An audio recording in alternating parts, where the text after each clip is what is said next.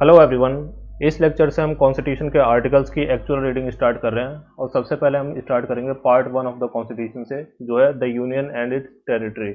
अब इस part one के अंदर आपके टोटल चार आर्टिकल्स हैं और इन चारों आर्टिकल्स को हम वन बाई वन कवर करेंगे। अब कुछ बातें आपको ध्यान रखनी है। सबसे पहले जब भी कोई आर्टिकल मैं यहाँ पे शो करूँगा तो ये जो बेयर एक्ट में आर्टिकल दिया हुआ है या कहें जो एक्चुअल कॉन्स्टिट्यूशन का आर्टिकल है, वो सेम आर्टिकल मैं आपको यहाँ पे शो करूँगा। इसका रीज़न क्या है, जो नया पैटर्न है या फिर कहें जो नए ट्रेंड के क्वेश्चंस आ रहे हैं उसके अंदर जो आपके कॉन्स्टिट्यूशन के आर्टिकल्स की लैंग्वेज है उसको काफ़ी ज़्यादा यूज़ किया जा रहा है और आपके क्वेश्चन कुछ इस तरह स्टार्ट होते हैं कि एज पर कॉन्स्टिट्यूशन या फिर एज पर the article of this article article number this of constitution. तो इससे क्या समझ में आता है कि आर्टिकल की जो लैंग्वेज है वो आपको समझ में आनी चाहिए, तभी आप ज़्यादा एक्यूरेसी के साथ अपने जो क्वेश्चन हैं या कहें उसके आंसर्स को आप अटेम्प्ट कर पाएंगे। तो या ये आपको ध्यान रखना है, यहाँ पे जो मैं टेक्स्ट यहाँ पे दिखाऊंगा वो एक्चुअल बेयर एक्ट का होगा, लेकिन कहीं कहीं तो हो सकता है कि जो बेयर एक्ट की लैंग्वेज है वो थोड़ी हार्ड हो जाए, थोड़ा समझने में वहाँ पे दिक्कत हो, तो वहाँ पे अलग से मैं पैराग्राफ में लिख के आपको समझा दूंगा ईजी लैंग्वेज में, ताकि समझने के लिए आप उस पैराग्राफ को पढ़ सकें। लेकिन एक बार आपको जो बेयर एक्ट की लैंग्वेज है उसको जरूर से पढ़ना है, ताकि एग्जाम में अगर बेयर एक्ट की लैंग्वेज में क्वेश्चन आता है तो उसको आप ज़्यादा एक्यूरेसी के साथ या कहें मैक्सिमम 100% एक्यूरेसी के साथ उसको अटैम्प्ट कर सकें। तो सबसे पहले स्टार्ट करेंगे हम फर्स्ट आर्टिकल से, यानी कि आर्टिकल नंबर वन, और यहाँ पे मेंशन किया हुआ है name and territory of the union. यानी कि जैसे पढ़ते ही पता लग रहा है कि यूनियन का नाम क्या होगा और यूनियन की टेरिटरी क्या होगी, वो इसमें मेंशन किया हुआ है। तो यहाँ पे मेंशन किया है इंडिया दैट इज़ भारत, यानी कि जो हमारी यूनियन है उसका नाम क्या होगा, इंडिया दैट इज़ भारत। अब जब कॉन्स्टिट्यूशन बनाया गया तो उस समय जो कॉन्स्टिट्यूंट असेंबली थी उसमें ये डिबेट हुआ कि इंडिया का नाम क्या रखा जाए, भारत रखा जाए या फिर इंडिया रखा जाए। तो उस समय जो ट्रेडिशनल सोच के लोग थे या कहें जो ट्रेडिशनल नाम रखना चाह रहे थे उन्होंने सजेस्ट किया कि भारत नाम रखो, और जो लोग एक तरह से वेस्टर्न सोच के लोग थे या मॉडर्न सोच के लोग थे उनका कहना था कि इंडिया नाम रखो। अब इस डिबेट में ज़्यादा ना पड़ने के कारण जो कॉन्स्टिट्यूंट के फ्रेम करने वाले लोग थे उन्होंने दोनों नाम यहाँ पे लिख दिए, इंडिया दैट इज़ भारत, तो ये यहाँ पे मेंशन किया हुआ है। तो इस तरह से जो हमारा देश है उसके दो ऑफिशियल नाम है, एक इंडिया और दूसरा भारत। आगे लिखा हुआ है सेल बी है यूनियन ऑफ स्टेट, यानी कि जो इंडिया दैट इज भारत है वो यूनियन ऑफ स्टेट होगा। अब यूनियन ऑफ स्टेट का मतलब क्या है, टाइप, इससे ये पता लगता है कि हमारे जो कंट्री है उसकी टाइप ऑफ पॉलिटी क्या है, यानी कंट्री का नेचर किस तरह का है। अब देखो, हमारा जो कंट्री है उसके अंदर सेंट्रल लेवल पे भी गवर्नमेंट होती है और स्टेट लेवल पे भी गवर्नमेंट होती है, और इस तरह के जो सिस्टम होता है उसको हम फेडरल सिस्टम बोलते हैं, जिसमें सेंट्रल और स्टेट दोनों लेवल पे गवर्नमेंट होती है। लेकिन जब भी आप वर्ल्ड व्यू में देखेंगे तो जैसे हम फेडरेशन का नाम लेते हैं तो फेडरेशन का नाम लेते ही हमें यूएसए याद आता है, या फिर यूएसए की इमेज हमारे सामने आती है। और यूएसए का मतलब क्या है, यूएसए की अगर नींव देखें तो यूएसए बना किस तरह से, तो बहुत सारे स्टेट्स थे। अब ये स्टेट जो आज़ाद हो गए, अब इन स्टेट को लगा कि हमें अगर एक पावरफुल कंट्री बनानी है तो पावरफुल कंट्री बनाने के लिए हम सबको साथ में रहना होगा, और इसलिए ये जो सारे स्टेट है वो जुड़े और इन्होंने जुड़ के एक कंट्री बनाई जिसको हम बोलते हैं यूएसए, यानी कि यूनाइटेड स्टेट ऑफ अमेरिका। लेकिन इंडिया में ऐसा कोई सीन तो था नहीं कि बहुत सारे अलग अलग स्टेट थे वो अलग अलग इंडिपेंडेंट हुए और उन्होंने साथ में जुड़ के इंडिया बनाया।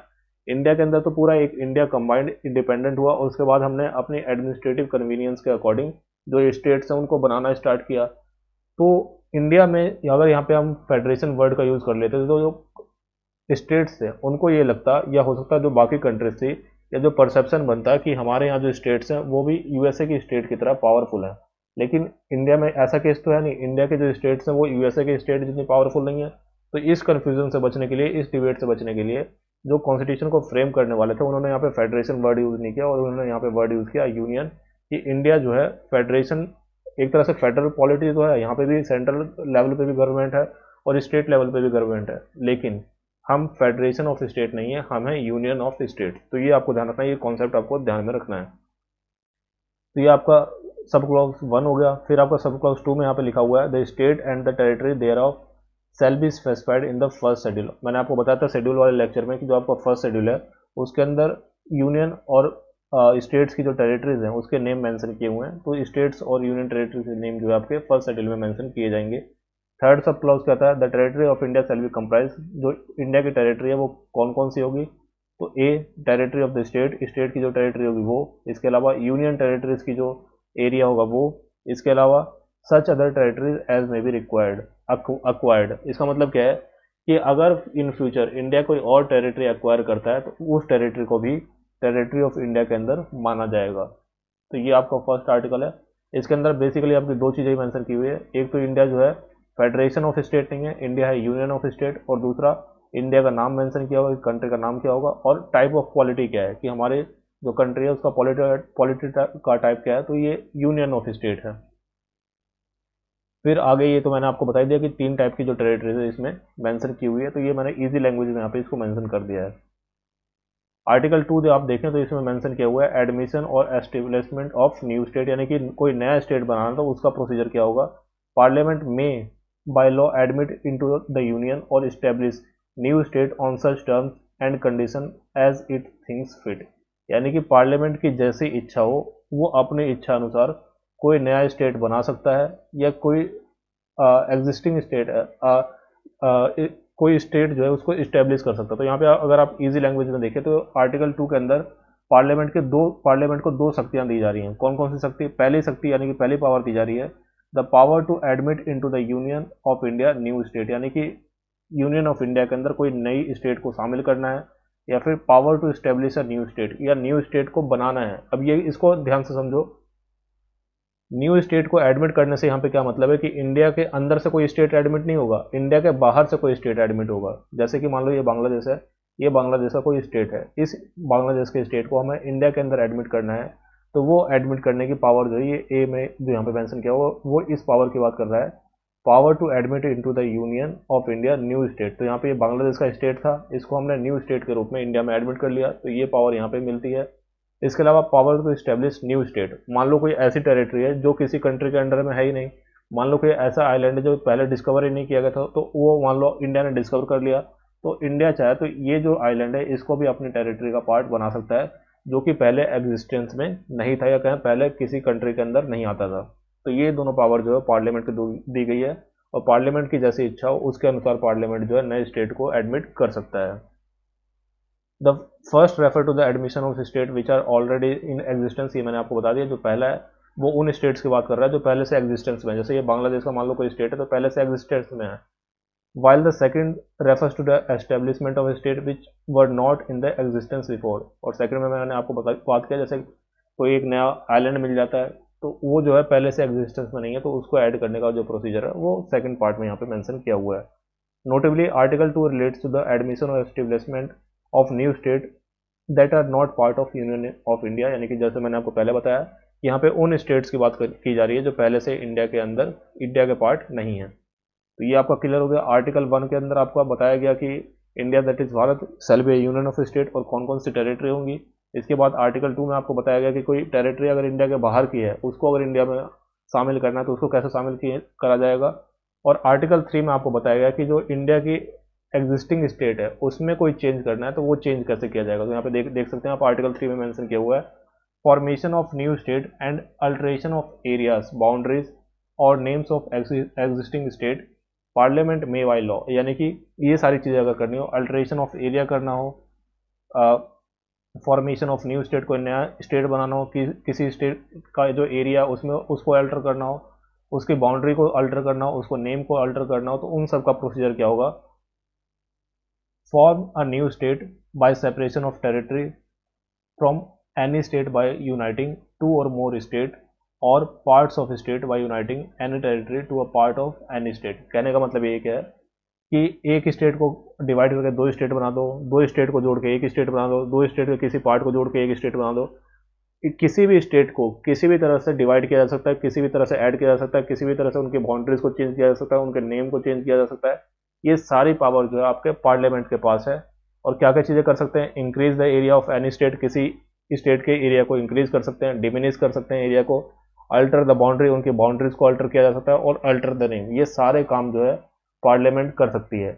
लेकिन यहाँ पे एक प्रोवाइजो दिया हुआ है, जब भी आप कॉन्स्टिट्यूशन में ये वर्ड देखेंगे यहाँ पे प्रोवाइडेड, तो इसका मतलब होता है ये क्लोज जो है प्रोविजन प्रोवाइजो क्लोज है, यानी कि ये सारी चीज़ें ये तभी एप्लीकेबल होंगी जो ये प्रोविजंस दिए हुए हैं एक मिनट, ये प्रोविजंस जो यहाँ पे दिए हुए हैं वो तभी एप्लीकेबल होंगे जब इस प्रोवाइजो को आप सेटिस्फाई करोगे। तो ये प्रोवाइजो में क्या लिखा हुआ है, ये लैंग्वेज जो थोड़ी यहाँ पे टेक्निकल है, इसलिए यहाँ पे आप देखेंगे इजी लैंग्वेज में यहाँ पे मेंशन कर दिया, उसके बाद हम इस लैंग्वेज पाएंगे। तो यहाँ पे देख सकते हैं आर्टिकल 3 लेज डाउन 2 कंडीशन, यानी कि 2 प्रोवाइजो यहाँ पे दिए हुए हैं, 2 कंडीशन दिए हुए हैं। पहला कंडीशन क्या है, अ bill contemplating the above changes can be introduce in the parliament only with the prior recommendation of the president.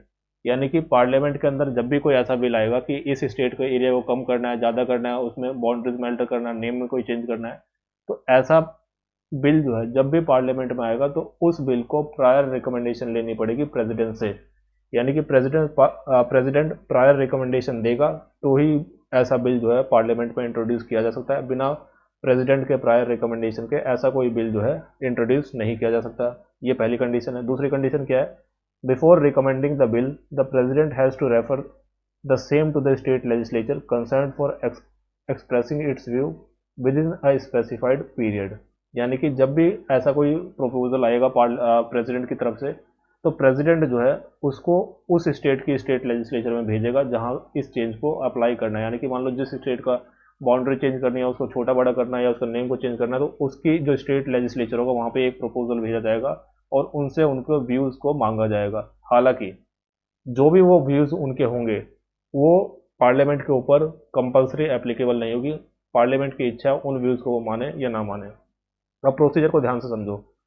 किसी स्टेट के नेम चेंज करना है, उसका एरिया चेंज करना है, उसके बाउंड्रीज को अल्टर करना है, सबसे पहले क्या होगा, जो प्रेसिडेंट है उसकी प्रायर रिकमेंडेशन लेनी पड़ेगी। और रिकमेंडेशन लेने के बाद प्रेसिडेंट क्या करेगा, उस बिल को या वो जो अब प्रोविज़न है उसको भेजेगा जिस भी स्टेट के अंदर चेंज होना है, उस स्टेट की स्टेट लेजिस्लेचर के अंदर उनकी एक तरह से कह सकते हैं उनकी राय जानने के लिए, उनका जो भी व्यू पॉइंट है उसको जानने के लिए।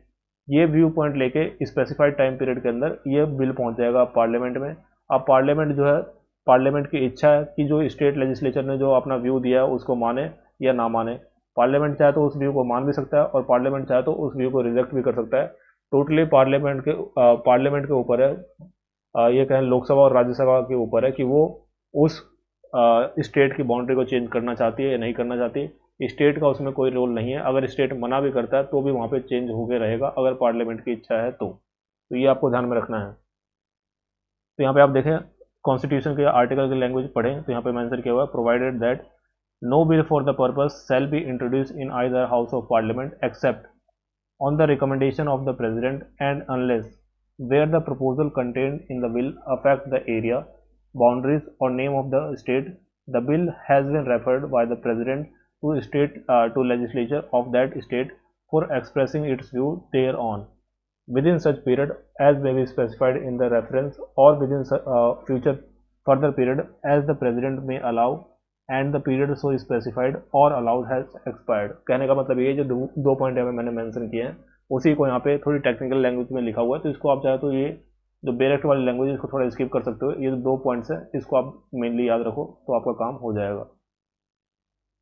इसके अलावा parliament can redraw the political map of India according to its will. यानी कि पार्लियामेंट जो है सोल अथॉरिटी है। पार्लियामेंट अपने बिल के अकॉर्डिंग किसी भी स्टेट को छोटा बड़ा उसके नाम चेंज सारी चीज़ें कर सकती हैं। स्टेट की कोई भी यहाँ पे से नहीं होगी, वो सिर्फ अपनी राय दे सकते हैं। पार्लियामेंट की इच्छा है तो वो उस राय को माने या उनकी इच्छा है तो वो उस राय को रिजेक्ट भी कर सकते हैं। जैसे मान लीजिए अभी आंध्र प्रदेश से तेलंगाना को अलग किया गया तो उस समय क्या किया होगा, पहले प्रेसिडेंट की प्रायर रिकमेंडेशन ली गई होगी, फिर आंध्र प्रदेश और तेलंगाना, उस समय तो तेलंगाना था नहीं, तो जो आंध्र प्रदेश है उसकी लेजिस्लेचर के अंदर एक बिल यहाँ पे जाएगा, एक प्रपोजल जाएगा और उनसे उस बिल के ऊपर कि हम जो है आंध्र प्रदेश को 2 भागों में बांटने वाले हैं और एक भाग होगा आपका तेलंगाना, एक भाग होगा आपका आंध्र प्रदेश, तो इस पर आप अपनी राय दीजिए। अब लेजिस्लेचर ने अपनी राय दे दी, अब पार्लियामेंट की इच्छा है कि वो उस राय को माने या ना माने। मान लीजिए लेजिस्लेचर ने यहाँ पे राय दी कि हमें जो है आंध्र प्रदेश का दो पार्ट नहीं करने, अगर पार्लियामेंट चाहे तो उसको कर सकती है, कोई स्टेट की वहाँ पे बात नहीं सुनी जाएगी। हैंस द टेरिटोरियल इंटीग्रिटी और continued existence of the state is not guaranteed by the constitution। यानी कि कॉन्स्टिट्यूशन में ऐसी कोई गारंटी नहीं दी गई है कि जो स्टेट अभी है भविष्य में भी वो स्टेट मौजूद रहेंगे, उनको चेंज किया जा सकता है, उनको कई भी पार्ट कितने भी पार्ट में डिवाइड किया जा सकता है। Therefore India is rightly described as an indestructible union of destructible state। यानी कि इंडिया को डिस्क्राइब किया जाता है as an indestructible union of destructible state. इसका मतलब क्या है कि ये जो यूनियन है वो इनडिस्ट्रक्टिबल है, इसको अलग नहीं किया जा सकता, इसको नहीं तोड़ा जा सकता, लेकिन जो स्टेट्स हैं उनको तोड़ा जा सकता है, उनको वहाँ पे चेंज किया जा सकता है। अगर यही केस अगर यूएसए में होता तो वहाँ पे क्या लिखा होता, indestructible union of indestructible states, यानी कि जो वहाँ के स्टेट्स हैं उनको भी चेंज नहीं किया जा सकता और वहाँ की यूनियन को भी चेंज नहीं किया जा सकता। लेकिन इंडिया के अंदर जो स्टेट्स हैं उनके पास इतनी पावर नहीं है, उनके पास इतनी इंडिपेंडेंस नहीं है, यहाँ के जो स्टेट्स हैं उनको ईजिली चेंज किया जा सकता है। यूएसए में ऐसा नहीं है, यूएसए में उनके जो स्टेट है उनका अलग एक तरह से कहें कॉन्स्टिट्यूशन भी दो होते हैं वहाँ पे, एक सेंट्रल गवर्नमेंट का होता है और एक स्टेट गवर्नमेंट का होता है। सिटीजनशिप भी दो होती है, स्टेट गवर्नमेंट की अलग होती है, स्टेट की अलग होती है और सेंटर की अलग होती है। तो इस तरह से इंडिया के अंदर वो केस नहीं है। जो आर्टिकल 4 है आपका, ये बहुत ज़्यादा काम का नहीं है, इसमें इतना मेंशन किया हुआ है, laws made under article 2 and 3 to provide for the amendment of the first and fourth schedule and supplemental incidental and consequential matters. कहने का मतलब ये है कि जो भी हम यहाँ पे अमेंडमेंट कर रहे हैं, जैसे यहाँ पे आर्टिकल आर्टिकल 2 आप देखेंगे तो यहाँ पे कोई स्टेट को एडमिट कर रहे हैं, तो किसी स्टेट को हम एडमिट करेंगे तो जो फर्स्ट शेड्यूल है उसको चेंज करना पड़ेगा। इसी तरह से अगर कोई स्टेट जो है इसको चेंज करते हैं तो यहाँ पे स्टेट के नेम में चेंज करना पड़ेगा, फिर से फर्स्ट शेड्यूल में चेंज होगा, और स्टेट में चेंज होता है तो उनकी जो राज्यसभा सीट्स हैं उनमें भी चेंज होगा। तो शेड्यूल जो 4 है आपका, उसमें भी चेंज करना पड़ेगा। अब आपको पता होगा कि कोई भी चेंज अगर कॉन्स्टिट्यूशन में होता है तो उसको बोलते हैं हम कॉन्स्टिट्यूशनल अमेंडमेंट। लेकिन आर्टिकल 4 आपको बोलता है कि अगर आर्टिकल 2 या आर्टिकल 3 में कोई भी चेंज कर रहे हैं तो इसको हम कॉन्स्टिट्यूशनल अमेंडमेंट नहीं बोलेंगे, ये हमारा नॉर्मल बिल की तरह ही पास किया जाएगा। इसको एक कॉन्स्टिट्यूशनल अमेंडमेंट बिल नहीं बोला जाएगा, जो कि 368 आर्टिकल में मेंशन किया हुआ है। ये 368 आर्टिकल क्या है, इसको हम अलग से लेक्चर में कवर करेंगे, उस समय आपको ये ज़्यादा समझ में आएगा। तो ये आपको इस इतनी कॉम्प्लिकेटेड लैंग्वेज पढ़ने की जरूरत नहीं है, ये इजी लैंग्वेज में यहाँ पे मैंने मेंशन कर दिया है। The constitution article 4 itself declares that laws made for the admission or establishment of new state under article 2 and formation of new state and alteration of areas and boundaries of names of existing state under article 3 are not to be considered as amendments of the constitution। इनको constitution का amendment consider नहीं किया जाएगा under article 368। This means that such laws can be pass by the simple majority. इनको simple majority के through pass किया जा सकता है। टाइप्स ऑफ मेजोरिटी जो है उसके लिए हम अलग वीडियो में देखेंगे, जब हम पार्लियामेंट कवर कर रहे होंगे तो उस समय हम टाइप ऑफ मेजोरिटी देखेंगे, तो उसमें आपको देखना होगा कि जो 368 आर्टिकल के अंदर कोई भी अमेंडमेंट होता है तो उसके लिए स्पेशल मेजोरिटी चाहिए होती है। लेकिन जो ये आर्टिकल 3 और आर्टिकल 2 के अंदर जो भी चेंजेस होंगे उसको हम सिंपल मेजोरिटी के थ्रू कर सकते हैं, and by the ordinary legislative process, और इसका जो प्रोसेस होगा वो भी ऑर्डिनरी होगा। तो ये आपके जो चारों आर्टिकल्स थे वो कवर हो गए। अब कुछ चीज़ें आपको और कवर यहाँ पे देखनी है, एक दो पॉइंट्स हैं उसको हम कवर कर लेंगे। हो सकता है इनसे भी जो आपके क्वेश्चन है वो कई बार बन जाते हैं, तो ये पॉइंट्स भी आपको पता होने चाहिए। अब देखो यहाँ पे आर्टिकल 2 और आर्टिकल 3 हमने देखा, तो इसमें ये समझ में आ रहा है कि पार्लियामेंट के पास पूरी पावर है। पार्लियामेंट चाहे तो बाहर से कोई स्टेट को इंक्लूड कर सकता है, अपनी जो एग्जिस्टिंग स्टेट है उसमें कोई चेंज कर सकता है। लेकिन एक कन्फ्यूज़न यहाँ पे और बना हुआ था कि क्या अगर सेंट्रल गवर्नमेंट चाहे तो किसी पार्ट को सीड कर सकती है। सीड का मतलब क्या है, किसी और कंट्री को दे सकती है। तो यही क्वेश्चन जो है इस केस में आया था, बेरीवारी यूनियन केस में। The decision of central government to cede part of territory known as Berubari union, जो कि अभी उस समय वेस्ट बंगाल में था, टू पाकिस्तान। अब देखो जबकि ये बात है तो जो आपका बांग्लादेश था उसको एक तरह से हम, वो पाकिस्तान का पार्ट है तो उसको हम पाकिस्तान यहाँ पे बोल रहे हैं, लेकिन आज के टाइम पे ये बांग्लादेश है। तो ये क्वेश्चन आया कि क्या सेंट्रल गवर्नमेंट कोई कंट्री का पार्ट उसको सीड कर सकती है, क्या किसी दूसरी कंट्री को दे सकती है। Does the power of parliament to diminish the area of the state under article 3, article 3 के अंदर जो पावर दी गई है पार्लियामेंट को, include also the power to cede Indian territory to a foreign country. क्या इसके अंदर ये पावर भी है कि इंडिया की जो गवर्नमेंट है वो किसी एरिया को किसी फॉरेन कंट्री को दे सकती है। तो इस केस में सुप्रीम कोर्ट ने बोला, Supreme Court held that the power of Parliament to diminish the area of state under Article 3 does not cover secession of Indian territory to foreign country। इसमें ऐसी कोई पावर नहीं है कि आप किसी पार्ट को, किसी टेरिटरी को किसी फॉरेन नेशन को दे सको। ये जो पावर है वो आपको आर्टिकल 3 के अंदर नहीं मिलती। Hence Indian territory can be ceded to a foreign state only by amending the constitution article under article 368। यानी कि अगर आपको कोई पार्ट, कोई एरिया इंडिया का किसी को सीड करना तो उसके लिए आपको कॉन्स्टिट्यूशनल अमेंडमेंट करना पड़ेगा। और इसी को देखते हुए, क्योंकि ये जो बेरीवारी यूनियन का पार्ट था इसको हमें पाकिस्तान को देना था, तो उस समय हमने किया 9th कॉन्स्टिट्यूशनल अमेंडमेंट एक्ट 1960, जिसके तहत जो ये बेरीवारी यूनियन वाला पार्ट है वो पाकिस्तान को ट्रांसफ़र कर दिया गया। अब देखो एक कैच यहाँ पे याद रखना है आपको कि किसी एरिया को जब सीड कर रहे हैं तो हमें कॉन्स्टिट्यूशनल अमेंडमेंट की ज़रूरत पड़ेगी, लेकिन अगर कोई बाउंड्री डिस्प्यूट है तो उसके अंदर उस बाउंड्री डिस्प्यूट को रिजॉल्व करने के लिए हमें किसी कॉन्स्टिट्यूशनल अमेंडमेंट की ज़रूरत नहीं है। और ये जो है 1969 में सुप्रीम कोर्ट ने कहा है, rule that settlement of a boundary dispute between India and another country does not require a constitutional amendment, यानी कि बाउंड्री डिस्प्यूट अगर रिजॉल्व करना है तो उसके लिए कोई कॉन्स्टिट्यूशनल अमेंडमेंट की ज़रूरत नहीं होगी। इसके अलावा एक 100 कॉन्स्टिट्यूशनल अमेंडमेंट जो है ये भी आपके टेरिटरी से रिलेटेड ही है, तो इसको भी हम यहाँ पे कवर कर लेते हैं। देखो जो भी आपके इंपॉर्टेंट कॉन्स्टिट्यूशनल अमेंडमेंट है उसके लिए एक अलग से वीडियो आएगा जिसके अंदर सारे इंपॉर्टेंट जो कॉन्स्टिट्यूशनल अमेंडमेंट्स है उसको कवर किया जाएगा, ताकि आपको एक लिस्ट मिल जाए। लेकिन जहाँ पे जो कॉन्स्टिट्यूशनल अमेंडमेंट रेलेवेंट होगा उसको हम उसी टॉपिक के साथ समझ लेंगे, ताकि जो आपकी रिकॉल पावर, जो आपका एक्टिव रिकॉल है वो इंक्रीज हो सके। और मेन गोल हमारा यही है कि 100% एक्यूरेसी के साथ हम अपने आंसर को वहाँ पे मार्क कर सकें। तो एक्टिव रिकॉल बढ़ाने के लिए जो कॉन्स्टिट्यूशनल अमेंडमेंट जिस पार्ट के अंदर, जिस टॉपिक के अंदर कवर होता है, वहाँ पे भी हम उसको डिस्कस करेंगे। तो यहाँ पे आप देख सकते हैं 100 constitutional amendment act 2015 was enacted to give effect to the acquiring of certain territory by India and transfer of certain territory to Bangladesh in pursuance of the agreement and its protocol entered into between the government of India and Bangladesh। यानी कि India और बांग्लादेश की सरकार ने ये agreement किया था कि कुछ पार्ट जो है इंडिया का वो बांग्लादेश को दिया जाएगा और बांग्लादेश से कुछ पार्ट जो है वो इंडिया में लाया जाएगा। तो इस डील के तहत 111 इनक्लेव जो है वो बांग्लादेश को दिए गए इंडिया के द्वारा, और 51 इनक्लेव जो है वो बांग्लादेश के द्वारा इंडिया को दिए गए। तो ये आपको ध्यान रखना है कि 100 कॉन्स्टिट्यूशनल अमेंडमेंट जो है उसके अंदर कुछ टेरिटरी जो है इंडिया ने बांग्लादेश को दी थी और कुछ टेरिटरी बांग्लादेश ने इंडिया को दी थी। तो ये आपका 100 कॉन्स्टिट्यूशनल अमेंडमेंट था। तो ये आपका लेक्चर कंप्लीट हो गया है। नोट्स बनाने का प्रोसीजर मैं आपको समझा देता हूँ। आपको कॉर्नेल मेथड का यूज़ करना है। अगर आप सीट पे नोट्स बना रहे हैं तो आप A4 साइज सीट लेंगे। अगर आप रजिस्टर पे बना रहे हैं, नोटबुक में बना रहे हैं, तो उसमें आप बना सकते हैं। ऊपर आपको टॉपिक लिखना है, नीचे आपको स्पेस छोड़ देना है अपने कोई भी नोट ऐड करने के लिए, कोई समरी ऐड करने के लिए, और साइड में आपको सब टॉपिक्स ऐड करने हैं। जैसे सब टॉपिक में यहाँ पे मैंने आपने ऐड कर लिया आर्टिकल नंबर 1। अब आर्टिकल नंबर 1 के अंदर जो भी 3-4 इंपॉर्टेंट पॉइंट्स है वो पॉइंट्स को आपको सिंगल वर्ड में या मैक्सिमम एक लाइन में आपको मेंशन करना है। ज़्यादा से आप कोशिश करें कम से कम वर्ड आप यूज़ करें, जितना मिनिमम हो सके उतने वर्ड्स आपको यूज़ करने हैं। इसी तरह से इसके बाद आर्टिकल 2 आप लिखेंगे, आर्टिकल 3 लिखेंगे, आर्टिकल 4 लिखेंगे, और जो कुछ एडिशनल पॉइंट्स है वो यहाँ पे आपने मेंशन किए। अब जब आप रिवाइज करेंगे तो आप देखेंगे, जैसे मान लीजिए आर्टिकल 1 में आपके 5 पॉइंट्स थे, तो आप रिवाइज करेंगे तो आप ध्यान रखेंगे कि आपको 3 पॉइंट याद आ रहे हैं, हो सकता है 2 पॉइंट आपको उस समय याद ना आ रहे हो जब आप रिकॉल करने की कोशिश करेंगे। और रिकॉल आपको हमेशा एक्टिवली करना है।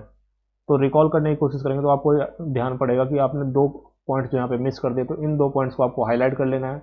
और अगली बार आप जब रिवाइज करेंगे तो आप नोटिस करेंगे जो पॉइंट्स आप पहले भूल गए थे वो पॉइंट्स अब आपको सबसे पहले याद आएंगे। तो इस तरह से जो चीज़ आपको याद नहीं है उसका आपका रेगुलरली टेस्ट भी होता रहेगा, और आपकी एक्टिव रिकॉल की जो क्षमता है वो भी बढ़ेगी, और ज़्यादा से ज़्यादा चीज़ें आपको याद हो पाएंगी। तो इस तरह से आप नोट्स बनाएं, शॉर्ट नोट्स को बनाएं, और उसको एक्टिव रिकॉल के थ्रू याद करने की कोशिश करें।